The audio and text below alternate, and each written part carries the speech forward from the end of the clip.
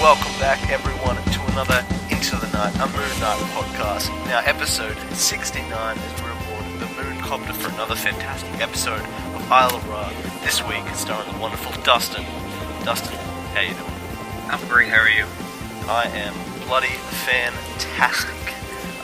We have another great 4 books to cover, with Dustin's 4 picks for Desert Island Books, as well as how you got the comics, manga, and Moon Knight. Link all those below, check them out, read them before the show maybe. We've got hopefully checked out the newsletter, so sit back, relax, and get your Khonshu on.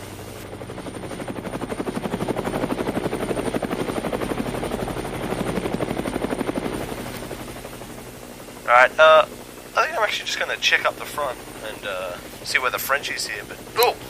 What's this? It's Ray! Hello, Khonshu, and hello, Dustin. How are you both? Hey, Ray. Well, what can I say? I didn't know he got his helicopter license, and now I'm worried he doesn't, but I think we're glad to have you here. Yes, Frenchie has the night off, so it's me who's piloting the mooncopter this evening. Look, I mean, I would have wanted Frenchie, but I guess you're alright, Ray. So sorry, Dustin, I can't hang around to chat with you about your books.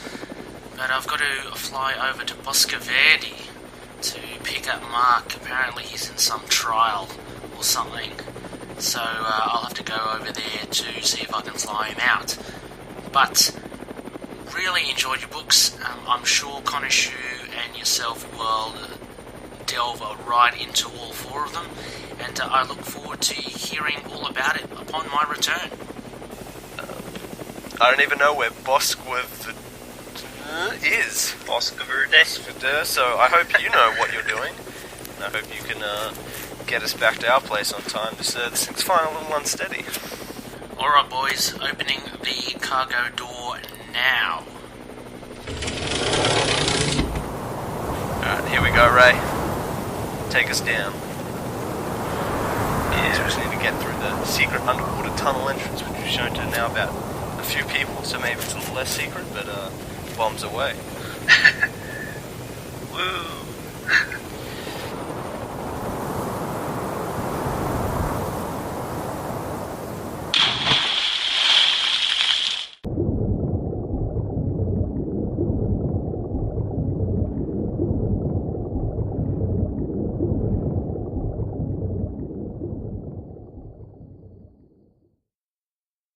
Hey there everyone, I'd like to tell you about the YouTube channel I Am Your Target Demographic.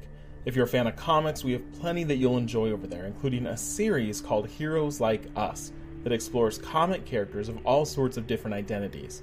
And we even have a series that defines words that are used in nerd culture that you may not know what they mean. So you can check us out by heading to YouTube and searching I Am Your Target Demographic, or look up IAYTD on any social media outlet.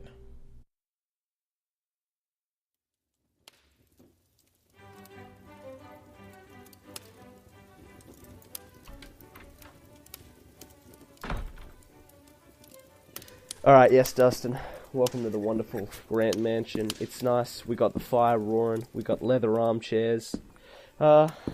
Just take a seat. I think, Alright, thanks. Just enjoy the ambience. Here comes our lovely butler. Can I get you anything to drink? I'll take a hot tea. Sounds good. Make that 2. We'll keep the tea bags for later, just in case. Alright. So, yes, everyone here listening in, if you've never been here for an ISLA RA, basically we get one of the fantastic Loonies, who's listened to the show, been a part of the show as Dustin's been before, and we talk them through them and their love for comics, their love for Moon Knight, as well as 4 special books that they decide they'd take away on a desert island, or just reflect their love for comics. So I guess we might as well just kick straight into it. Dustin, how did you get into comics? Well, I'm a child of the 90s. I grew up watching, Batman the Animated Series, and, just all those, afternoon cartoon shows. And I really wasn't able to read comics when I was a kid. My dad didn't he didn't really want me to be involved in that kind of thing. he didn't really like me watching cartoons either, but I did that right before he got home from work.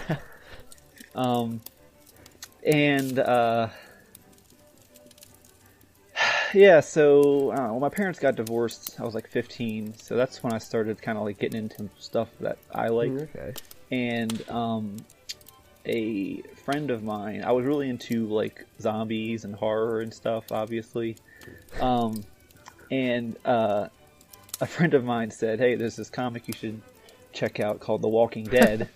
And I vividly recall standing in the local comic shop that I still go to today, and looking at the first trade of The Walking Dead, and looking at the first issue of The Walking Dead, and well, I'll just get the trade. That's a no-brainer, and still kick myself to this day about that one.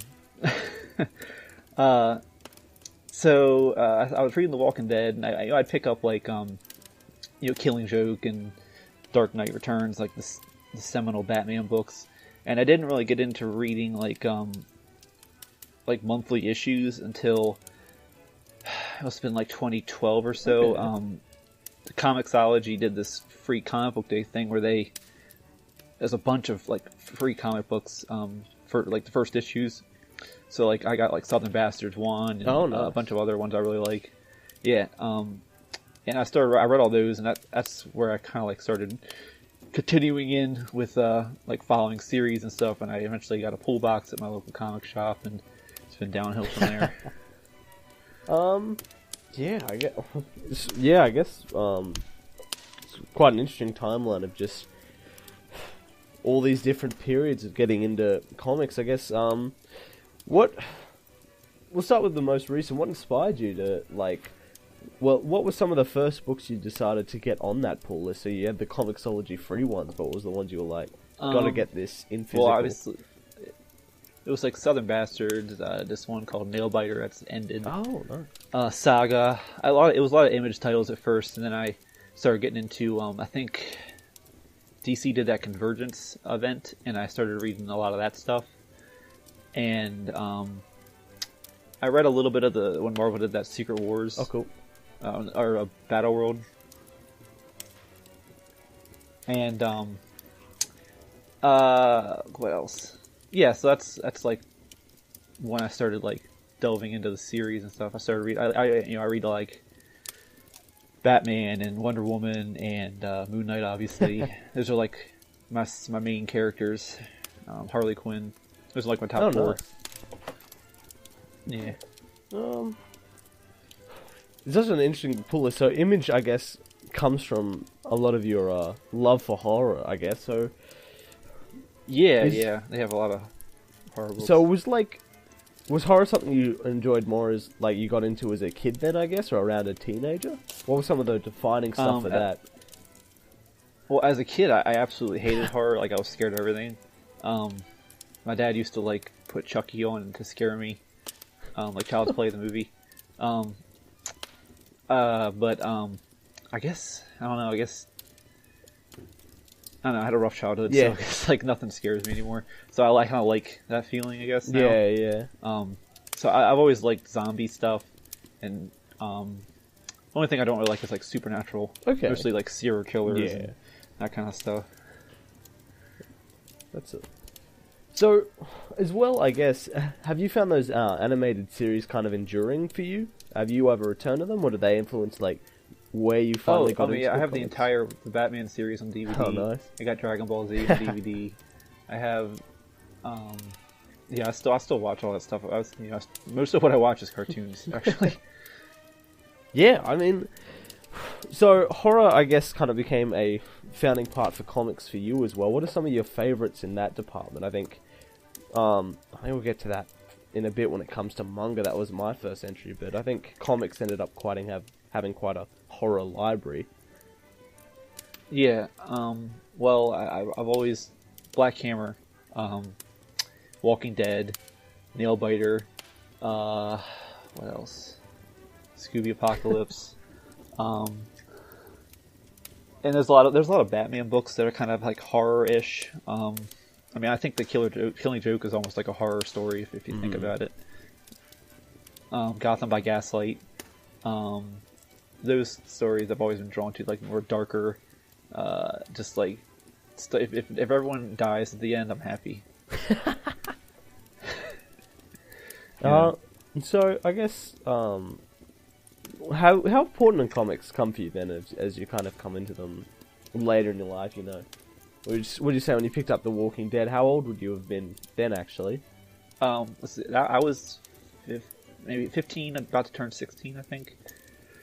And then I didn't start like really delving into it until I was, I guess I was like 20 or so, 22 maybe, something like that. Started, had a job, had a wife that understood the hobby. It was understanding, and yeah, I could afford it. Yeah. So yeah, have they become like a solid center of you now as a comics reader? Would it be like one of your main things? Yeah, it's like video games and comics. Yeah. Are like my two hobbies. So what are you checking out at the moment then? I think you started back in 2012, but we just talked to you on the website and in the group chat, facebook.com/group/ITK Moon Knight. What are you picking up at the moment? What have become your quite extensive library? How did you sort of navigate that? I mean, honestly, if I see something that catches my eye, I pick it up. My pull list, it changes constantly as I take things off, I put things on. The books I look forward to the most are probably, Southern Bastards, because they release like 3 issues a year, it feels like. Saga, the Batman books, Wonder Woman.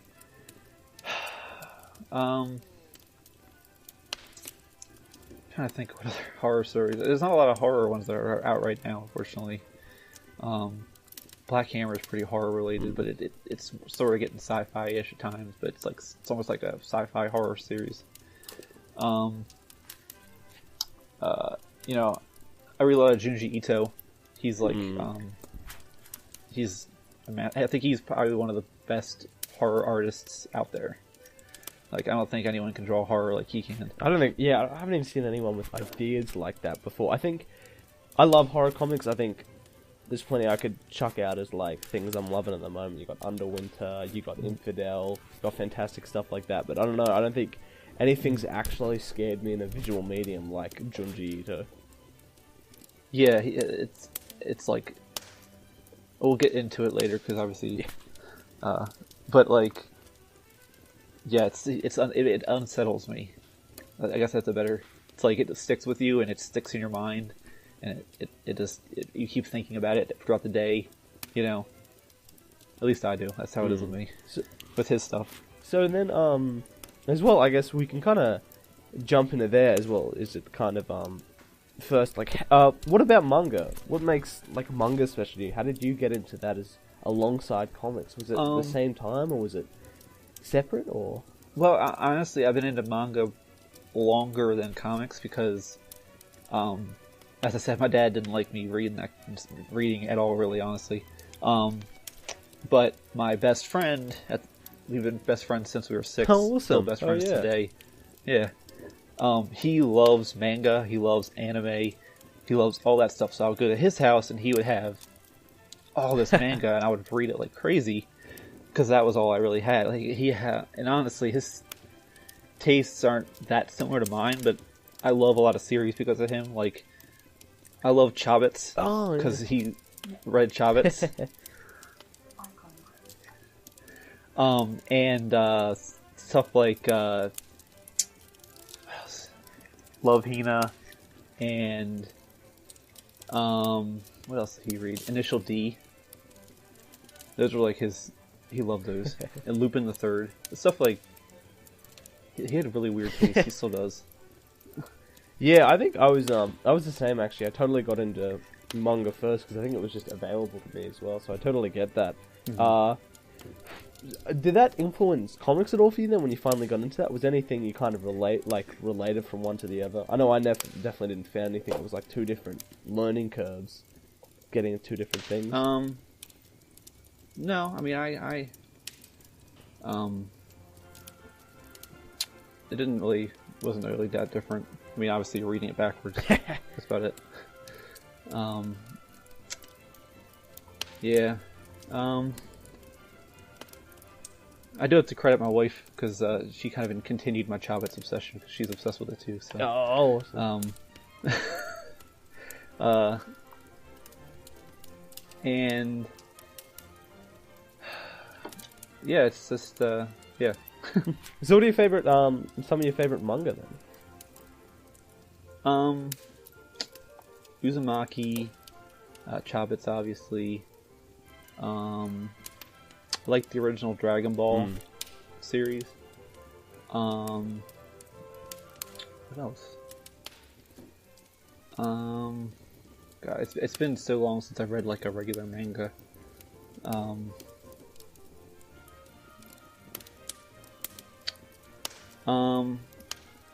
I think I remember I like the Death Note manga. I'm pretty sure I read that when I was a kid. I know I like the anime, but it's been so long. I think last time I read that might have been like 1999 or something. Oh wow! Or whenever it came out. Yeah. I was young. That's totally awesome. But I guess that the friendship is so enduring, and about like manga like that as well. That's something pretty special, and I think a lot of stuff enduring as well. You said your local comic shop has been the same for all these years as well. Run us through that. My local comic shop is Gotham Comics. It's in Westminster, Maryland. It's about an hour outside Baltimore. And I've been going there. I think he opened in 2003. Okay. And I've been going there since 2005 or so, and I've been going there regularly since about 2013 or 2014. That's like, I'm there every week pretty much. So basically, it's in a basement of like this sort of like shopping complex on the main street in Westminster, and you walk down this little basement area, and it's pretty sizable because he has a lot of like Yu-Gi-Oh tournaments and stuff in there. Yeah. So he has a lot of room for tables and stuff. He also does Magic. So like as soon as you walk in, on your right is like a little island with all his RPG stuff. And on the other side of that is his like manga. He doesn't have a huge manga section, but he has one, which is nice. And then on your left is all his like the new comics, but the ones that aren't like that week's releases. Like they're probably like less than 6 months old. So he has like a whole wall of that. And then on the right wall as you go down is the new comics, and then he has like a bunch of board games, merchandise, glass, like like cups and t-shirts and stuff. And usually he has like one or two short boxes with like dollar comics, and he also has a big island with all his back issues that are individually priced. He always has stuff that he buys stuff all the time. Tells me about. I don't know if you remember. Just kind of pulled out that like 3 months ago. It was like a special giant size Star Wars #1 that Marvel put out in like '77. I posted in the group about it. I was super psyched because he just was like, "Hey, I got this," and he pulled it out. And I was like, "God, where did you keep this shit?" But yeah, the owner is name is Keith. He's the only employee. But he'll talk forever if you let him about comics, or he's like real passionate. Hell yeah! I mean, that's something pretty big. So, have you been to many other comic stores? Is it like, do you ever leave and you're just like, nah, this isn't as good as home? Like, is it just that kind of comic store to you? Yeah, I mean, yeah, it is kind of like that. But I have been to others. I'm not like, I won't refuse to go into other ones if I've seen them. There's actually one, I just moved into Pennsylvania, and there's one that's like right down the road that I've been in like twice. It's alright, but it's not home.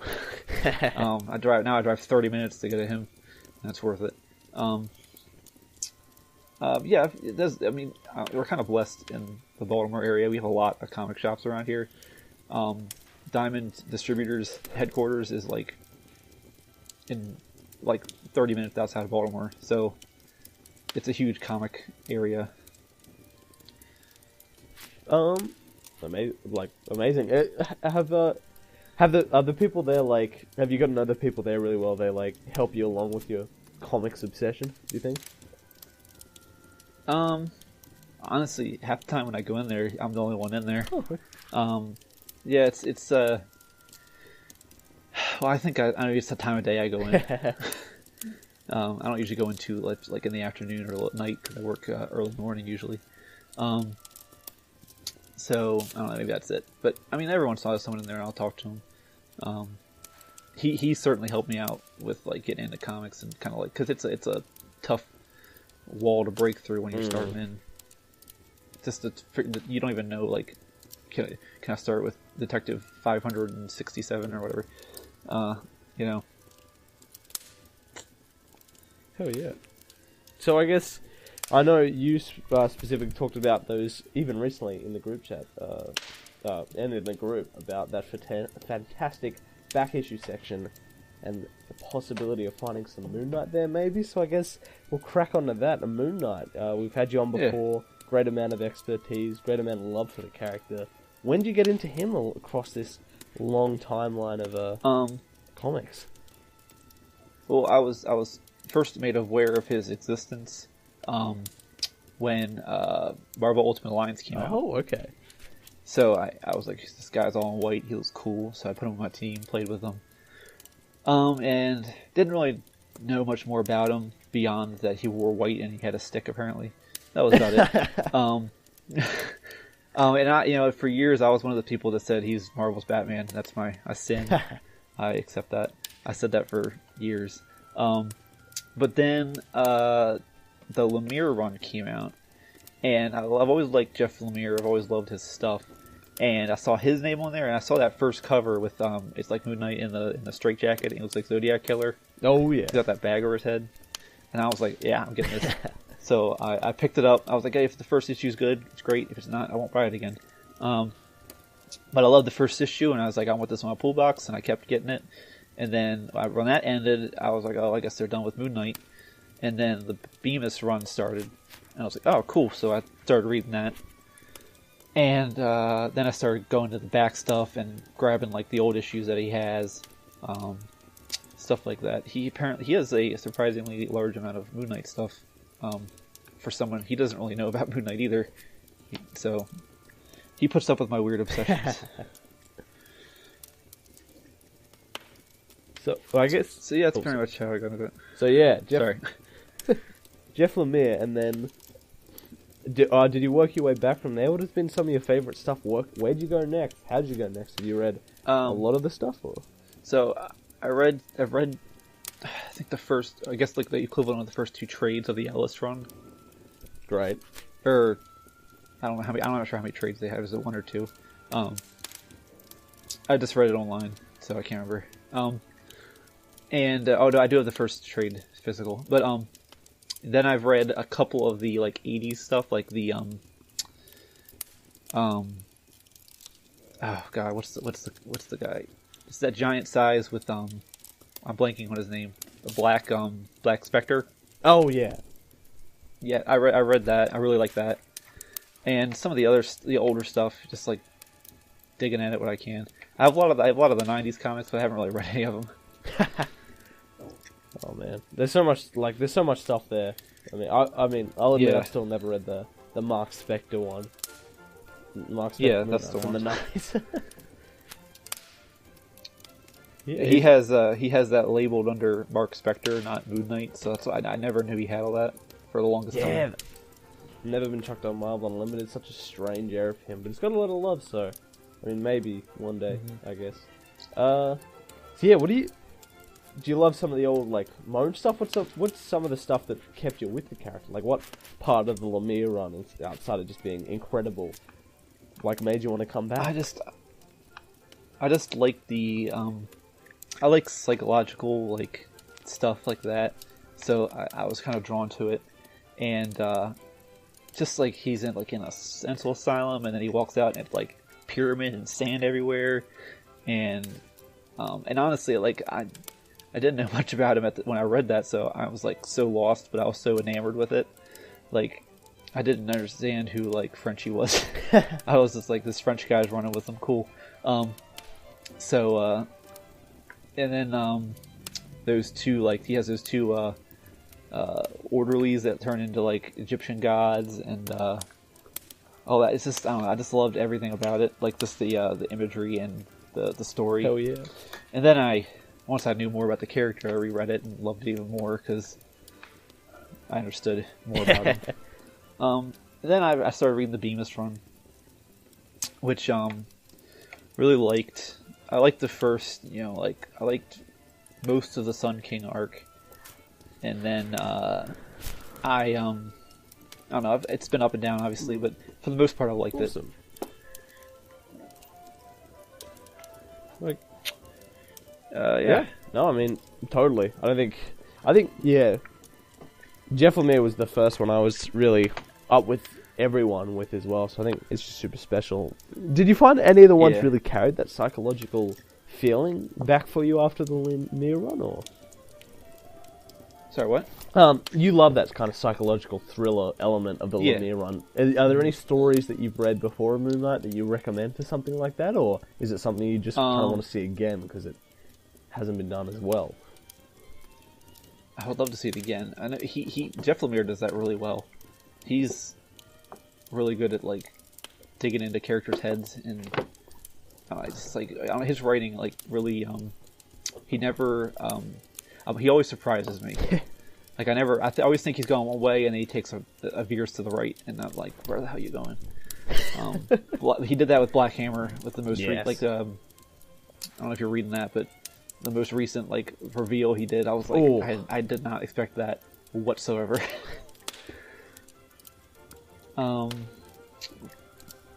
God, what else?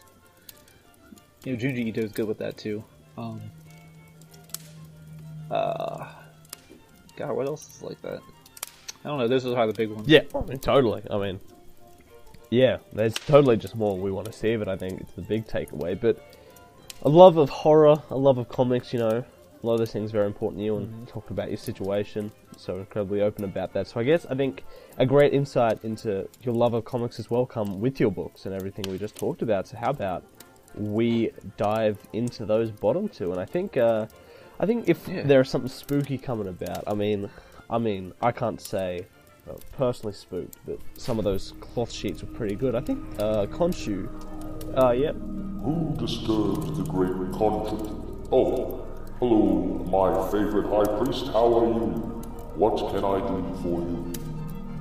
He's coming in. I think you need to take us to somewhere that we need to pull the mask off these spooks. I'm thinking a bit of a lighthouse. Khonshu is nothing if not polite. What do you think, Dustin, about this destination? Yeah, that sounds good. So be it. Let it be so.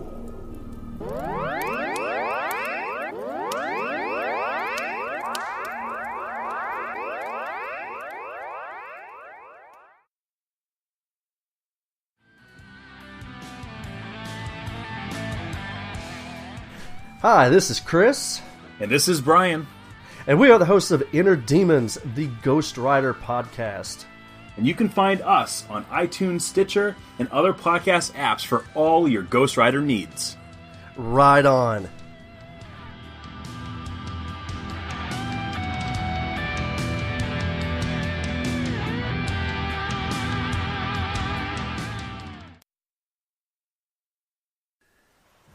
Yep, if there's anything that reminds me of a Hanna-Barbera shitty animation, it's this spooky lighthouse. Love the decor. It's cold, it's wet, it's windy. This was a terrible idea. But we're here. So yeah, your bottom two. Where would you like to start? Well, we can start with Scooby Apocalypse, number 19. Let's see. Written by Keith Griffin, J.M. DeMatteis, and Dale Eaglesham. Colors by Hi-Fi, Letters by Travis Lanham. Cover by Carlos de Anda. They did a variant cover from Evan Doc Shaner. Assistant editor Diego Lopez. Group editor Marie Javins. And welcome editor Harvey Richards, who's worked with Griffin and DeMatteis before and should really know better, it says. Yeah, I think one of the big reads I had to do for this. I think I probably, like a lot of people, felt my prejudices here about Scooby Apocalypse. I'm like, no, I'm out. I know. But I like Heath Giffen and DeMatteis or whoever. They did the Justice League International one. Did you ever read that from the 80s? No, I haven't. I've heard it. I heard it's really good, but I never. Yeah, it's one of my favorite Justice League runs. Easy. It's just super funny, super fantastic. So I think, maybe I shouldn't have been so turned off, but I think nothing could have prepared me for one of these pages and the whole idea. So I think, could you just run me through the whole idea of Scooby Apocalypse and what the kind of things that happen before issue 19? I know. I mean, even Keith looked at me weird when I told him I wanted this one. So basically, it starts with Velma works for this underground bunker thing where they're trying to create these nanobots that, the purpose of them is to make people less prone to violence and more understandable and make humanity more peaceful, I guess. But Velma discovers that the three men that are running the organization, they're altering the nanobots to make people just placid and controllable. So she gets Velma and Fred they're both investigative reporters. So she gets them to the facility and basically is going to expose it all. So she takes Velma takes Daphne, Fred, and Shaggy works at the facility. He's a dog trainer. They do other stuff, high-tech stuff. And Scooby's a cybernetically enhanced dog. So Scooby, Shaggy, Fred, Velma,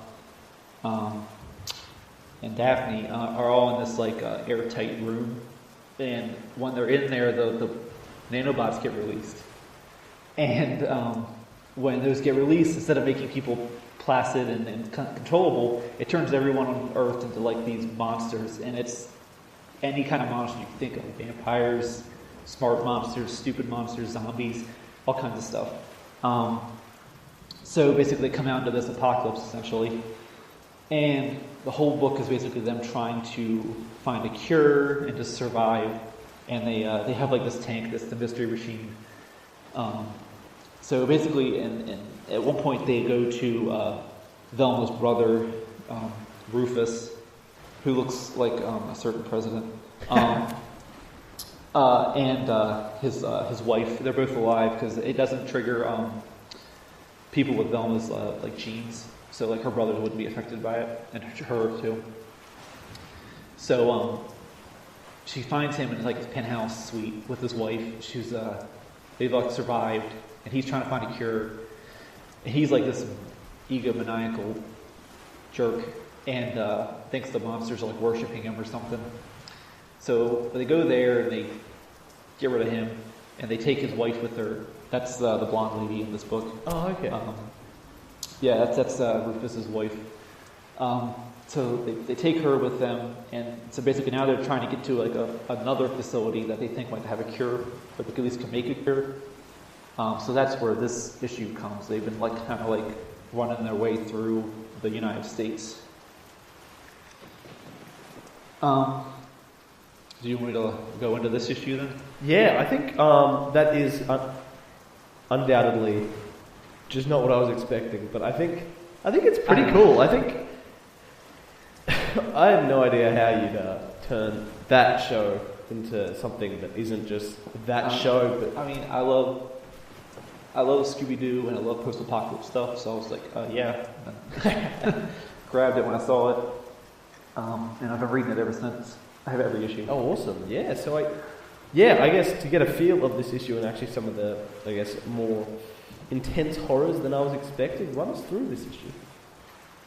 So it starts. They have in the previous issue they had arrived in this town called Halcyon, Montana. And this town seemingly is unaffected by the nanite plague. Everyone's normal and just friendly and cordial to them. And Daphne's always paranoid about everything, so she thinks something's up. But everyone else is like, yeah, let's do it. Let's stay here. Let's whatever. This place is perfect, paradise. And then they find this kid, Cliffy. He was with Scrappy Doo. Yeah, Scrappy. His parents were killed. Yeah, Scrappy. He looks like have you seen the live action Scooby Doo? Yeah. Like he's all like huge and muscled, and that's what he looks like in this. But he adopts Cliffy as his like pet, and Cliffy's parents died, so he takes Cliffy in. But then they acquire Cliffy. He's been with them for a while now. And Cliffy notices this little girl that's waving at him, and she's being like, "I want to be your friend," and whatever. Her name's Carrie. And Cliffy has one arm. He lost his arm when his parents got killed. So she makes his arm grow back, and he's like freaking out obviously because his arm's back, and he tells her to go away, and she runs away crying. So they don't know what's going on. The next thing you know, the townsfolk are telling him to get out or they'll kill him. So they're like, what the heck? So everyone leaves the town, and Cliffy's still like, I don't know, something's wrong, something's not right. So he leaves everyone to go back to the town, and he sees this girl, she's alone in the town, Carrie. And he discovers basically that she is a monster, and that everyone else in the town is dead, and she can basically make things with her mind. So that's what she did with his arm. She basically made his arm reappear with her mind. And she just populated the town so she would be lonely, and she just wanted to not be lonely anymore. And that's why she wanted them to stay. And she's trying to convince Cliffy to stay and leave the others behind. And he's saying that there's monsters out there. They're all bad. And she's like, she's a monster, and she's trying to say that if monsters are all bad, then she's bad. And then she reveals that she's kind of like I guess she looks kind of like a zombie. She's like all green, and her skin's kind of rotted. So her whole facade that he'd been seeing up until then is something that she had created. And then she's talking to her, and then the group arrives, and they're like, "Oh, get away from her! She's a monster." And he's like, "No." And she's like, "It's better this way, Carrie." And then they kill Carrie, and Cliffy's freaking out, crying, and they leave her there. And this last panel, I love it. This page, where it's like they run to get Cliffy, and it's just the girl's arm there while they're walking away and then driving away. And then the last panel says, "It can't hurt you now." And I don't know, it's just like, I think it's all metaphor for like prejudices and like how you shouldn't judge people. I don't know, I just love that issue. Oh, totally.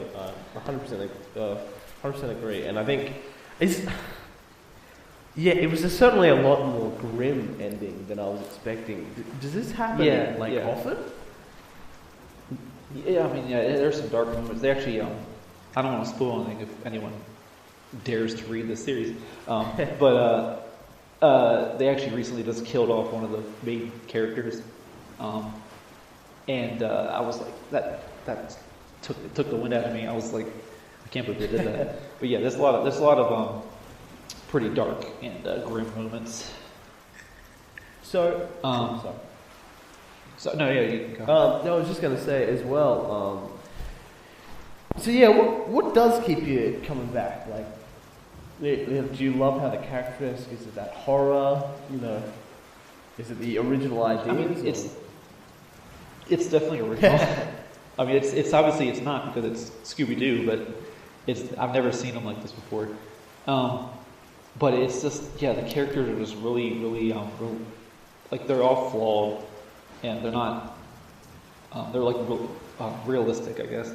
And the story is just, oh God, I love the story, and I love they have issues like this, which is like a monster of the week almost.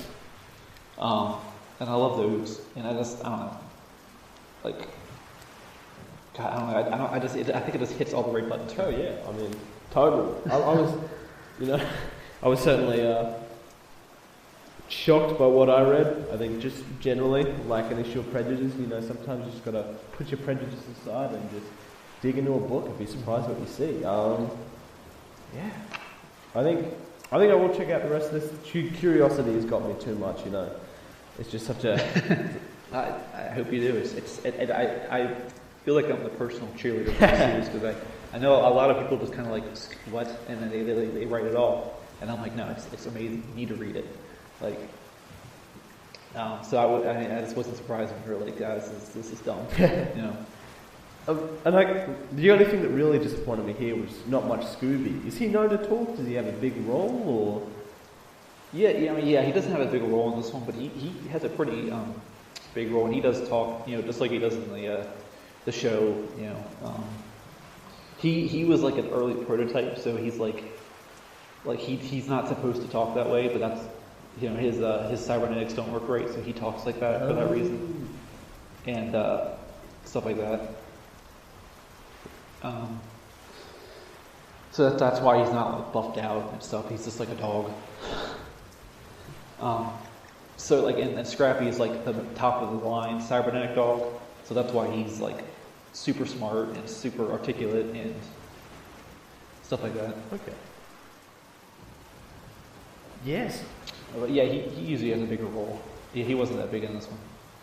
Yeah, I mean, 100%. Okay, so I think you're hearing this now, Loonies. Scooby Apocalypse. Come by, check this one out. The first trades are kind of plentiful, I've noticed, in bookstores, so I think this one should be easy to find. I think it does. Yeah, it's not that old series. So yeah, Scooby Apocalypse. I perfectly jumped in this to get a feel as well. Issue 19. You want a tester? Dustin chose wonderfully. I guess there you go, Scooby Apocalypse. Oh, yeah, and I guess well, you kind of referenced this book's kind of been a reference to other horror things and all that, but I guess it's time to check in with another one of your choices that's kind of been one big celebration in reference to superheroes. Probably one of the easily celebrated, one of the best books on the stand. I'm keeping up myself, all this spin-offs and minis. It's Black Hammer, Dustin. Run us through it. Yeah. So this is Black Hammer number 6. The script was by Jeff Lemire. The art is by Dean Ormston. Colors by Dave Stewart. Letters Todd Klein. The cover was by Dean Ormston with Dave Stewart. Variant cover of Jeff Lemire with Dave Stewart. Publisher Mike Richardson. Editors Daniel Chabon and Brendan Wright. Assistant editors Cardner Clark and Ian Tucker. Designer Rick DeLuco. And digital art technician Christina McKenzie. So this one is almost like an anthology series. It's kind of separate from all the other. It's almost, I guess it's like a one-shot. So it starts with Lady Dragonfly. She's this. So I guess I should describe the series, huh? Black Hammer basically it's about these like golden age superheroes that they find that they're stuck in this like idyllic like Smallville almost town, and they can't leave or they'll die. And Black Hammer was one of the heroes that was with them, and he tried to leave and he like disintegrated in front of them. So they know that if they try to leave this town, they'll die. But they don't know why they're there because they were transported there after they were fighting this huge big baddie. He's called like anti-god. He was almost like a Galactus type villain, I guess. He's pretty horrifying looking when they do show him. So it's Abraham Slam, Golden Gale, Lady Dragonfly, what's his Captain Weird, I think his name is. Kind of blanking. Who else is it? Kind of weird. Oh, Talkie Walkie. Yeah, Captain Weird. Or Colonel Weird, I'm sorry, it's Colonel Weird. It's Madam Dragonfly, not Lady Dragonfly. Barbalian, he's like an alien, almost like a Martian Manhunter type. He's from Mars. And they're all stuck in this town together, and they don't know why they're there. And basically, the whole story is about them and their life there, and it's building to something. So this series it's almost like an anthology. So it's Madame Dragonfly, and he's talking to us, the reader, and she's telling us she's going to tell us these dark tales. So it's almost like a Tales of the Crypt type thing. And she says, "Welcome to the Cabin of Horrors," because she lives in this cabin in the woods, away from everyone else. She's like, she's all, like a Witch of the Wilds type. So the first story is it's about this woman who comes to this cabin, the cabin that we saw, and she meets this old, like, witch-looking lady. She's trying to save her child, and her child is dead. So she wants this witch to bring her back, and she's like, "I'll do anything." And the lady's like, "Anything." And this lady says, "Will you take ownership of this cabin?" And she says, "Yes." And when she does that, the old lady kind of like evaporates. And we realize that this lady that sold her soul basically is Madame Dragonfly. And then so that's basically her origin story. And she's like, and her baby's gone too. She's like, "What about my baby?" And then the witch lady, as she leaves, says, in all in good time, my dear." So that's the end of her little. It's only like 3 pages, and then it cuts to Madame Dragonfly sitting in a chair outside of her cabin, watching Abraham Slam like till the field with his tractor. He waves at her, she waves back, and they start talking and just talking with everyone around them. And it's just I think it's more of a framing device. And it shows Barbalian and Golden Gale talking, and so Golden Gale, she's a child, but she's actually an adult. So like she's sort of like Shazam. So she would I forget what her phrase was, but she turns into this little girl that has superpowers. So it's kind of like the opposite of Shazam. So when they got transported, she's stuck like that. So she's like frustrated because she can't be the adult that she is. So she acts like an adult. She's like a 40-year-old woman, but she's stuck in like an 11-year-old's body. And so she kind of has a crush on Barbalian, but he doesn't want her like that. And she flies away upset, and because Barbalian doesn't want to be with her. And then it cuts to Lady Dragonfly, and she's watching Golden Gale from like her cauldron in her cabin, and she says, she's like, "Still there, brave reader, or has heartbreak taken hold of you too?" And she says, like, she's like, "Read if you dare," sort of kind of thing. So then it cuts to the cabin, and it says, it's long after she's been. This is nearly 100 years after she had become Madame Dragonfly.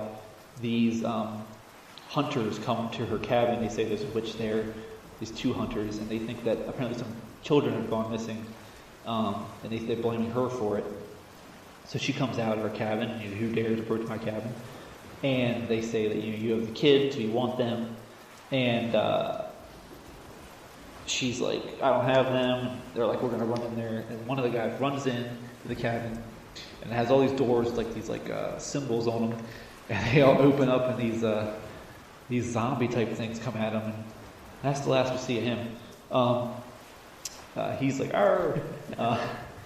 And then the guy outside, he's like, "Let him go," and she's like, I can't, the cabin has him. And this guy's like, "Get back," and he shoots at her, and she does like a spell, and he like gets engulfed in this green flame. He falls into the swamp that she's in. She's like, "I'm sorry, I didn't mean to," with like this dead face. And then he comes out again. He's like this swamp thing looking thing. He's all like covered in plant matter, and he's like, I am different. And it says, she says, you are beautiful. And she says she would be alone no more. And this is like the child that she was promised.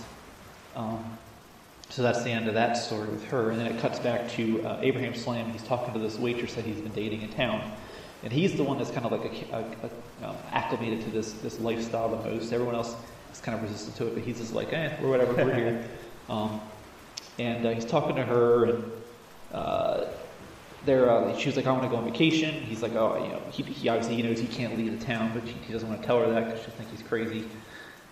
He's like, I can't leave, I got my family, and she gets all pissed off and leaves. And then it cuts to Madame Dragonfly, and she's again watching from the cauldron. She's like heartbreak abounds, it would seem. Then it cuts back to her and this swamp monster thing, and they're in love basically, and you actually see the anti-god here. She knows that he's coming, and she says, I have to go and stop this darkness. And he's like, don't hurry back, I love you. And they kiss. She runs off to fight the anti-god with the other heroes. And there's a flash of light, and next thing she knows, they're in the town. So this is basically the origin for why they're there. But she's there, and the cabin came with her. And she runs to the cabin, and she realizes that her lover basically did not come with her. But apparently she's been pregnant by him. So she's pregnant, and it says, and what happened to the child?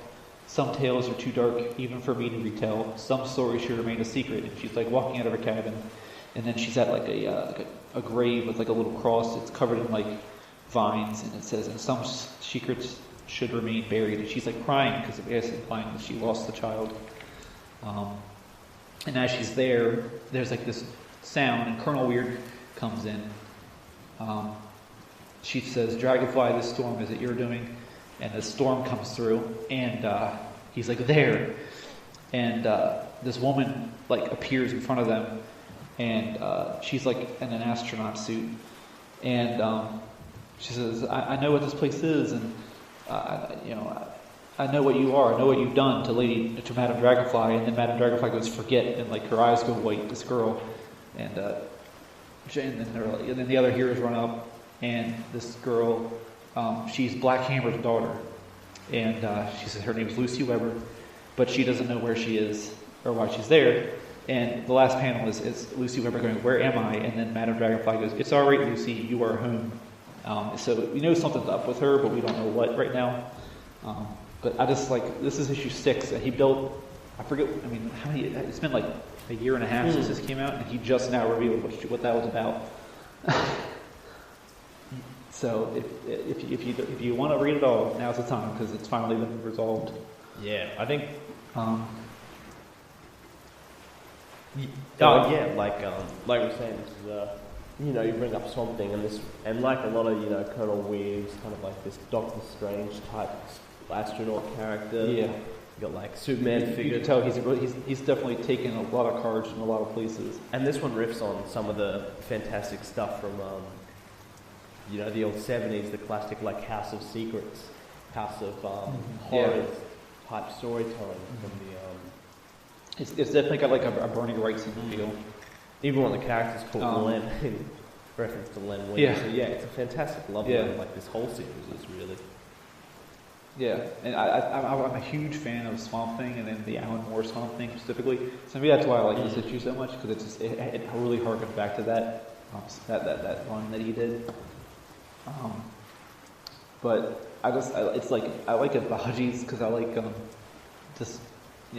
different short little stories that are really good. Or I just like them.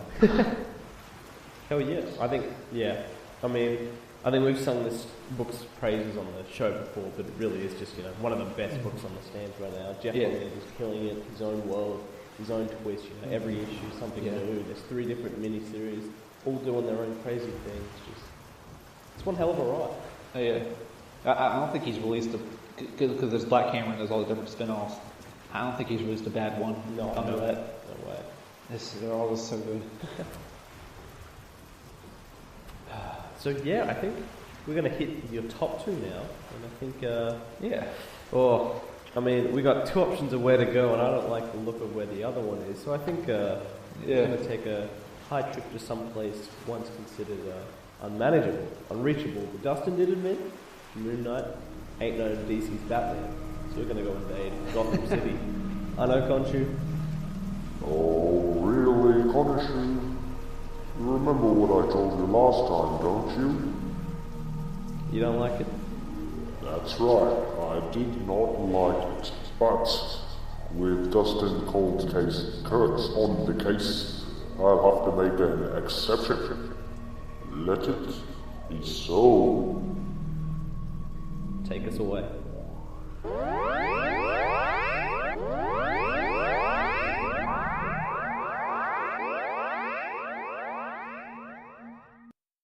Hi, this is Dave. And I'm Stu, and we're from the Signal of Doom. We're proud members of the Collective, and you're listening to Into the Night, a Moon Knight podcast.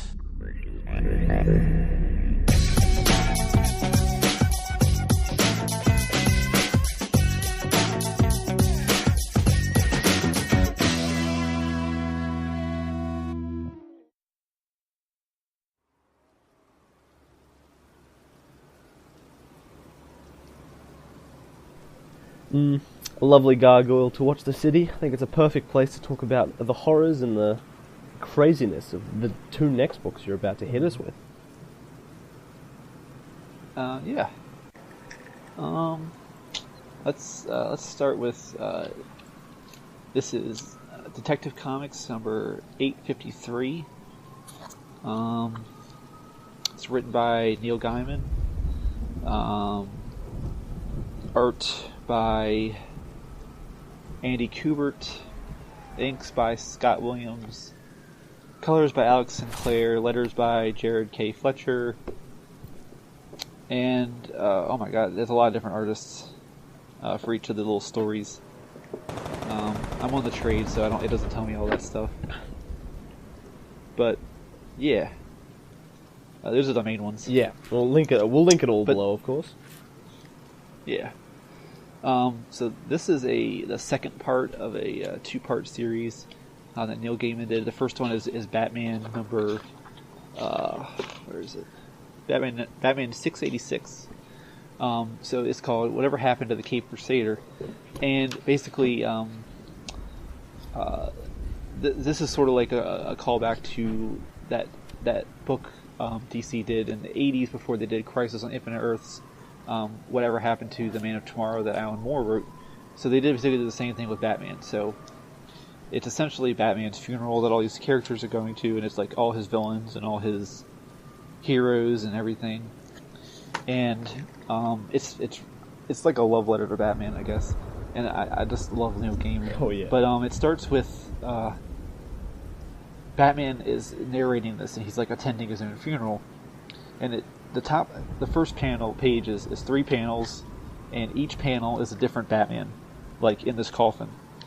So the first one is like the Dark Knight Returns Batman.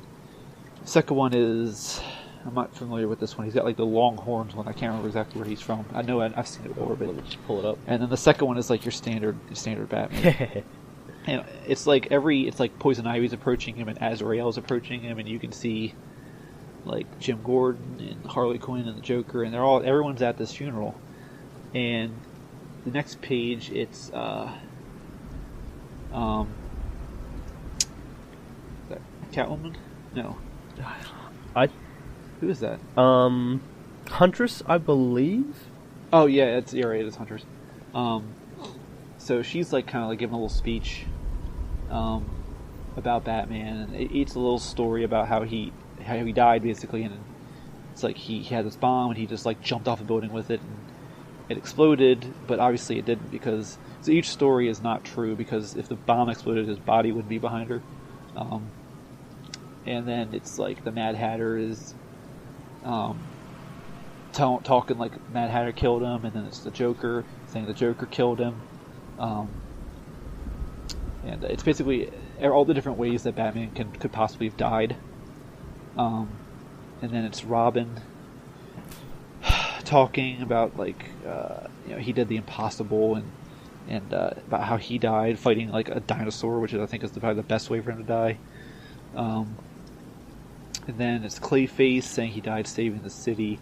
And I'm glad he included Clayface because he's like, I've always loved him. He's probably one of my favorite Batman villains. And then it's I can never remember this guy's name. He's that gruff police detective. So talk about how he Batman was saved a baby and drowned. Then it's Ra's al Ghul,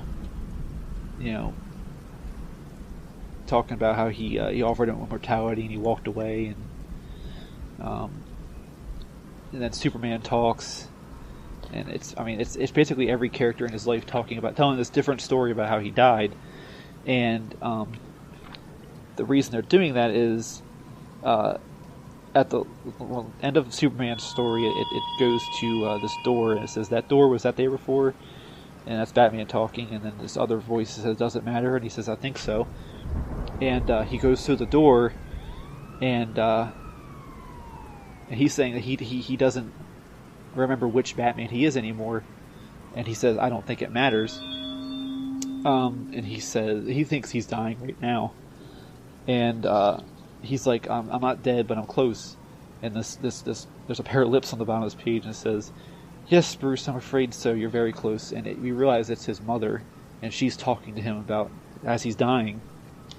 And basically, she's saying that there's how he dies is not the point. It's that he was Batman. It's like he's always going to die, but it's the Batman part that's important. And she says you must have learned something because by attending your own funeral. And she says, the Batman doesn't compromise. He just keeps the city safe, even just by one person. He does not ever give in or give up. So, and he's basically talking about how sometimes he falls in battle, sometimes he dies hugely, sometimes he just dies rescuing a child or from tackling a pickpocket.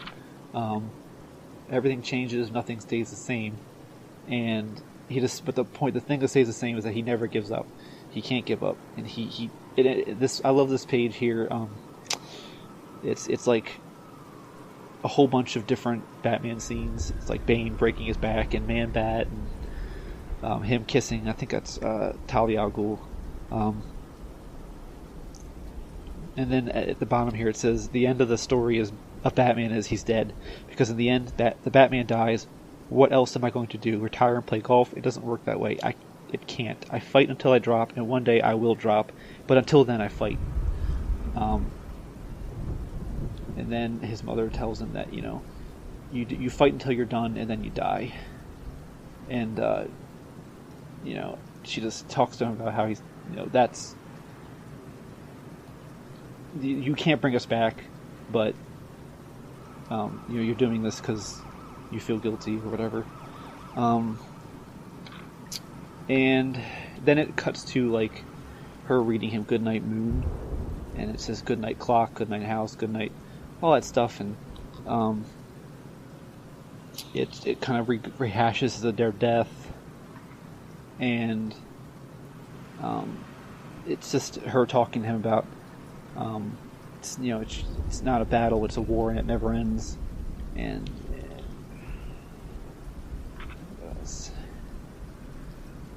she says, let it go, and now she's like this big asterisk, and she says, remember the Goodnight book, Bruce? Say it.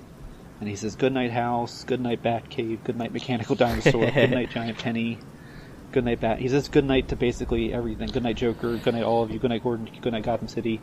And then it's the bat signal, and it's a whole like 2-page spread, and it's getting smaller each time, and it says Goodnight Bat Signal, Goodnight Stars in the Big Night Sky, Goodnight, Goodbye, Goodnight.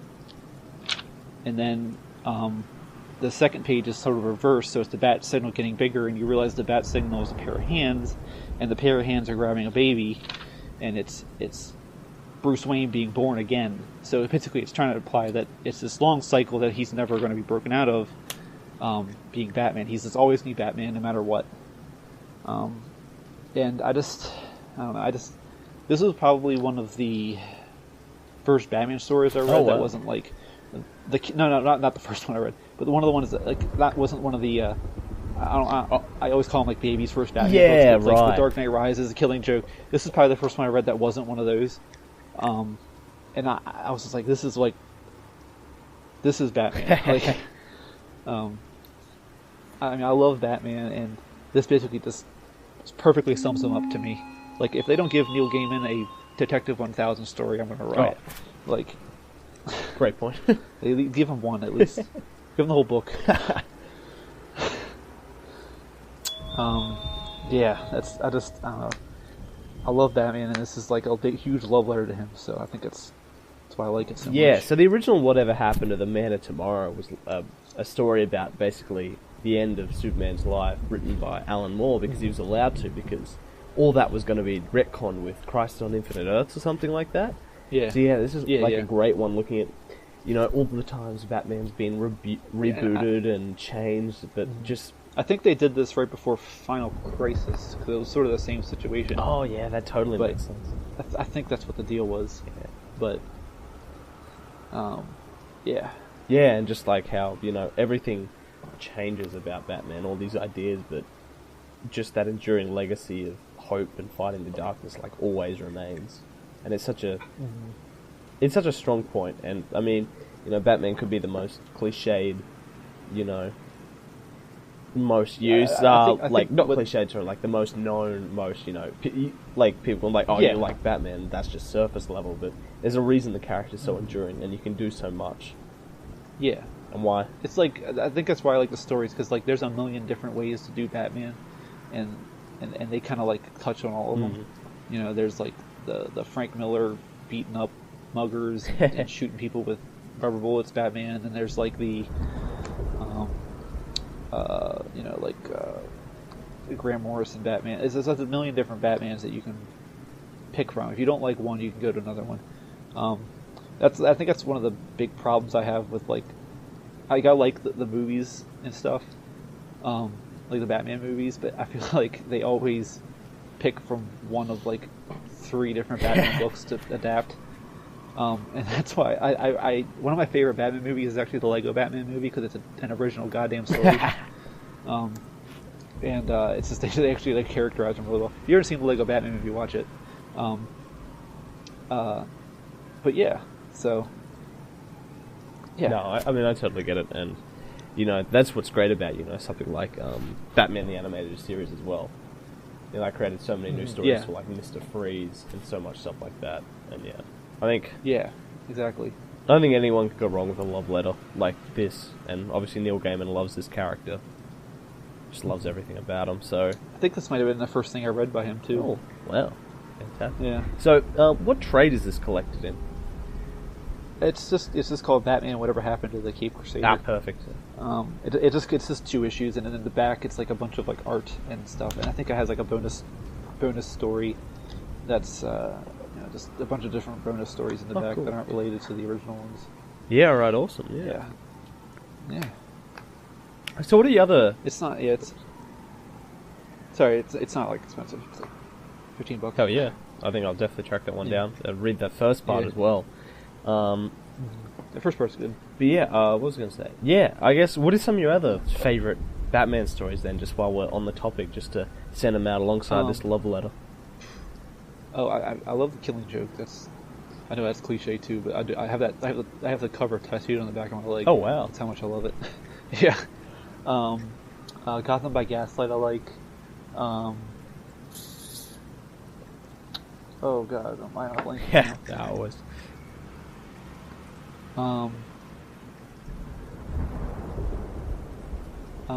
I like the sequel to Gotham by Gaslight 2. It's not as good as the original, but it's pretty good. Awesome. I'm blanking on the name of it right now.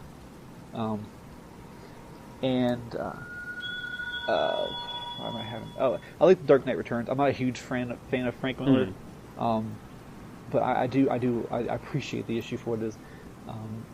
I remember they do an adaptation of that in the Batman animated series, and I thought it was the weirdest thing ever because it's so out of character for the rest of the it's like these kids telling a story about Batman. It's sort of like, honestly, like this issue, and it's like The Dark Knight Returns, and I'm like, what the hell? This is so weird. He's like shooting mutants and stuff. Oh God, I know it gets a lot of hate, but I actually like the Tom King cool Batman run that's been going on. I mean, he's had like some lows, but for the most part, I've liked it. And Grant Morrison's run was pretty good as well. And like, I'm blanking. I have a lot of Batman books, but I read a lot of them. A lot of his periphery characters too, like Nightwing and Harley Quinn and stuff like that. Yeah. No, perfect. I mean, we'll be posting this episode up in the group if you want to check out. You got any more you remember after this? Chuck them in there, maybe. But plenty of places. So yeah, absolutely. I mean, it's pretty chilly up here on these gargoyles, but I mean, maybe chill's the right word for the next one we want to cover. So this is Uzumaki. We're talk about chapter 2 specifically. This is, I guess it's art and writing by Junji Ito. I think he did everything. Yeah. So there's the first chapter and this is the second chapter.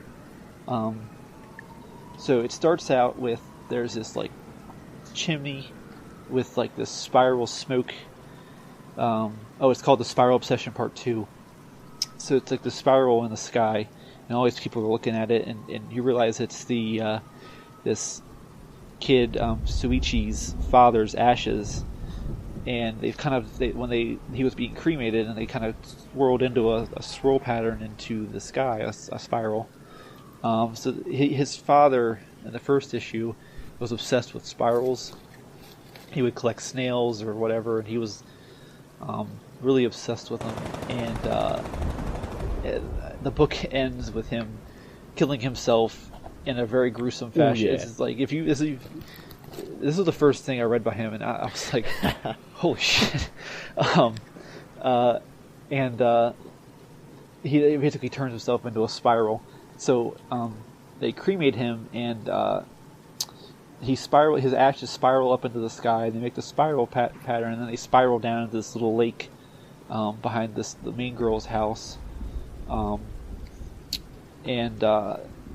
The widow, Miss Saito, she starts screaming, and she's like, look over there, and it's your father, and she points into the sky, and the smoke has taken the form of the father.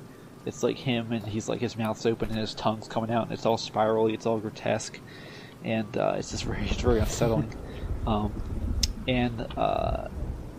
She starts screaming and laughing, and then she's freaking out. So they call an ambulance, take her to the hospital, and she's just losing her mind, saying, no in the sky, don't let him near me. And then she notices that one of the nurses has a bun, like her hair in a bun, and she says, a spiral, and she like starts freaking out, the mother, saying, get the spiral away from me. And so she basically develops this extreme phobia to spirals. So it shows her, like, she shaves her head off, and it shows her cutting off her fingertips to get rid of her fingerprints, and she basically doesn't want any spirals on her body. So like her hair wasn't a spiral, so she shaved it off. And it says that she starts seeing the father, and he's like, Yuki dear, come join me in the spiral. And he's like, oh god, he's so gross. And he's like, the son, he's like wearing a hat and gloves so she doesn't see the spirals and stuff. And she seems to be getting better because she doesn't have spirals in her body anymore, so she's like kind of calmed down. And then the son notices, he's in the doctor's office, he notices that inside the human ear is the cochlea, and that is in the shape of a spiral. And it really is. I looked it up online. It actually really does look like that. It's kind of creepy, actually. So she doesn't know she has a spiral inside her head, and he's like, we can't let her know about that because she'll lose her mind and like try to like dig her ears out. She's like, I'm ready to go home. And they're trying to send her to like the specialty hospital, but she doesn't want to go because she says, there's no spirals on me. I won't hurt myself anymore. And then this air raid siren goes off in town, and she starts screaming and saying she hates the sound, and some little filler. But then eventually the mother's sleeping in her bed, and this centipede thing kind of crawls in her ear, and she freaks out and like crushes it, or tries to crush it, and it runs away, and the centipede spirals together, and it becomes the father, and he's like, join me in the spiral, and she starts freaking out, and God, it's so gross looking. He's like, I want to crawl into your ears so badly.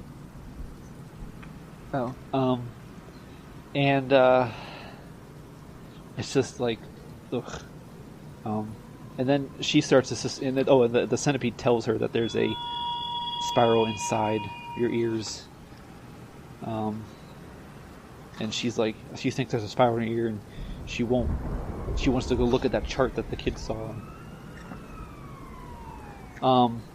And yeah, so like she goes in there, the chart's gone, she starts looking through books, she's like freaking out because she's convinced that there's a spiral in her ear, and that the father told her, and they sedate her because she's been freaking out. And then the IVs that she's on, it becomes a spiral as well. And then she sees the father in there, and she's freaking out, and he's like, there are spirals in your ears, and she's like screaming and like knocks it over, and it crashes, and then she's just like freaking out, and she like grabs a pair of scissors, and you see her like pull them out from her ear, and then she screams, and then her head's wrapped up in bandages, and it says she died because she stabbed herself in the ear. She was in a constant state of vertigo, it felt like she was in the spiral. And then they cremated her, and as her body burned, another black spiral emerged in the sky above town. And that's the end of that one. Yeah, I mean, people have probably seen photos of Uzumaki around the internet, people with spirals on their faces, in their bodies, and it just goes completely out there. But these first two issues are very kind of human and small, and just like about the psychological. It gets wild. Even like I kept reading further a bit this morning. It's available in physical in a beautiful hardcover. That's what I have. Fantastic. I kept reading, and it's like the next issue after that just goes full on. But this here is just so. Yeah, just so full on, so sad, because phobias like this really happen. Obviously, there's a lot more there's a lot of supernatural connotations behind this. But yeah, this just really gets in your head, and just thinking about peeling off fingernails, the way she stabs herself later. It's just it's just so full on. Yeah, I mean he just does grotesque better than anyone, it's like he just keeps upping it, and like, I mean, there's so many stories to pick. I picked this one, but I could have picked like 4 or 5 different ones. Like, I love the entire book, and there are certain stories I love more than other ones, but there's not a single story I would skip. And once it gets towards the end is when it starts getting really wild and like Lovecraftian and stuff. But in the beginning, it's just like this body horror and just it's so good. He's such a great artist and such a good writer,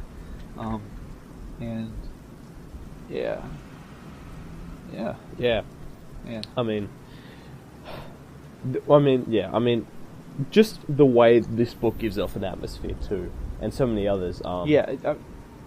So I read this, and I'm a baker, and I didn't realize how surrounded by spirals I am.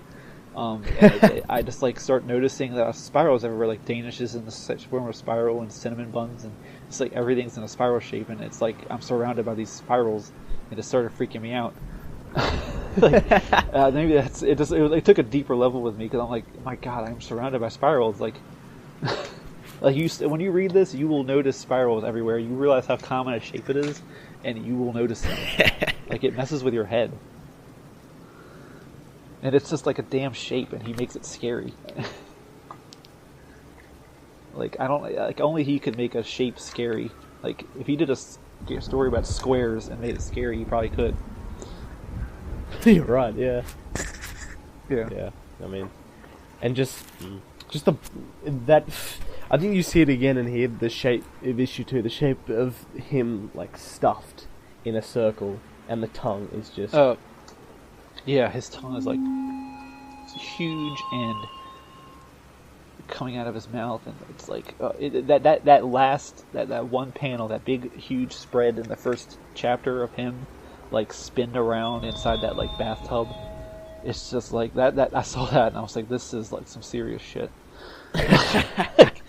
Like I was like, I didn't realize what I was reading until I read that, and I was like, good God. And I think that's when I became like hooked. Oh yeah. I mean, there's so many other great ones. I wonder what ones you've also tracked down. You know, some of the big ones are Tomy, Dissolving Classroom, Guyo. Oh yeah, I have Dissolving Classroom. I have Gyo.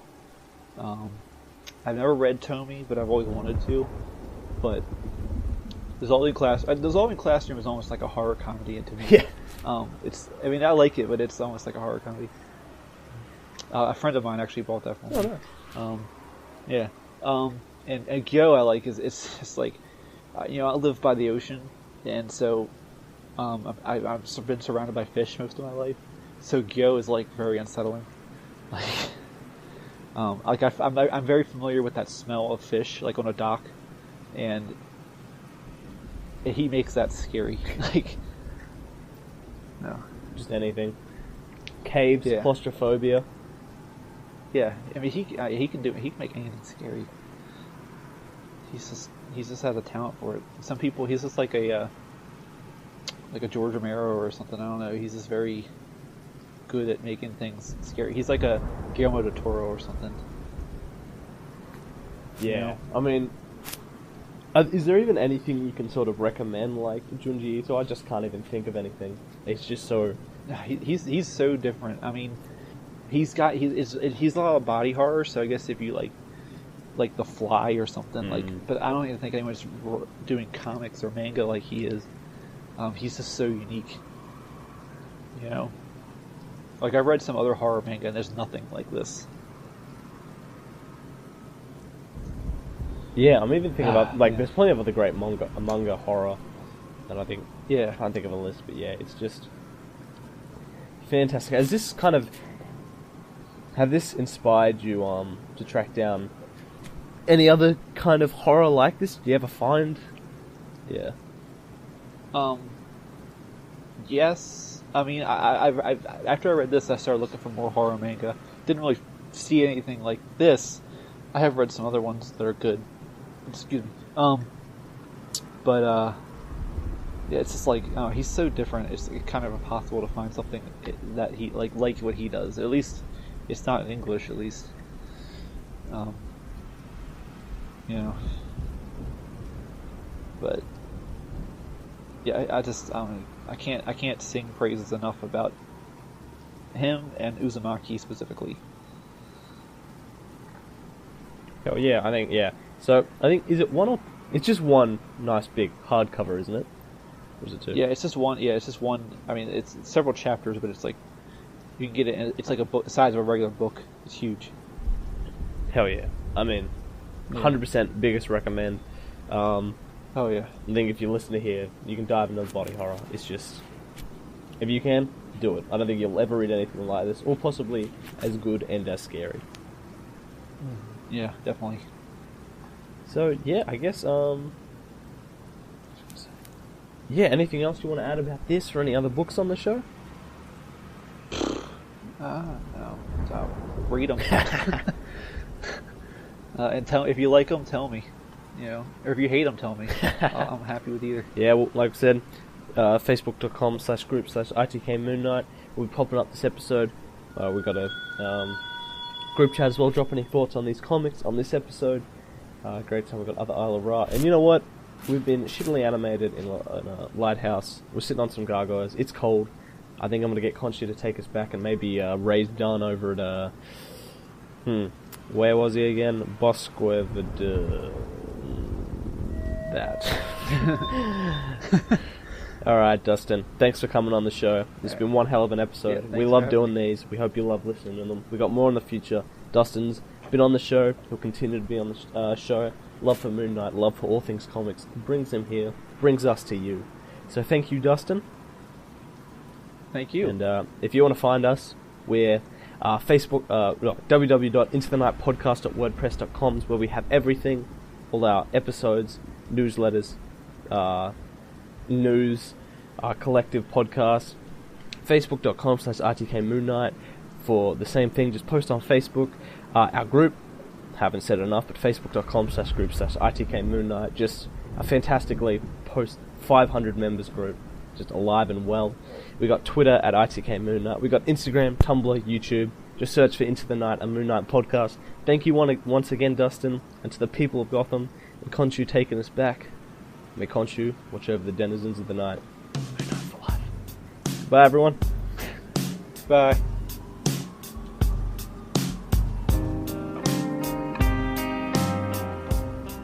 Moon Knight and affiliated characters, stories and events are properties of Marvel Characters Incorporated.